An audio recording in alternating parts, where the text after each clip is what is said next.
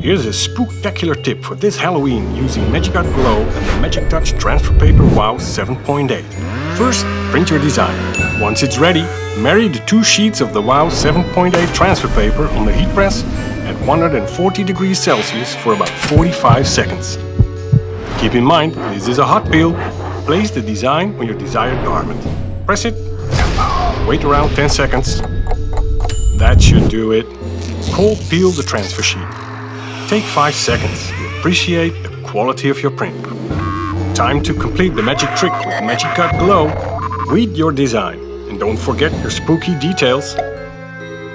Align the HTV with the print. And back to pressing. The results are in. Let's see the magic happen. Spooky. Subscribe to the MagiCTouch channel for more tips and tricks.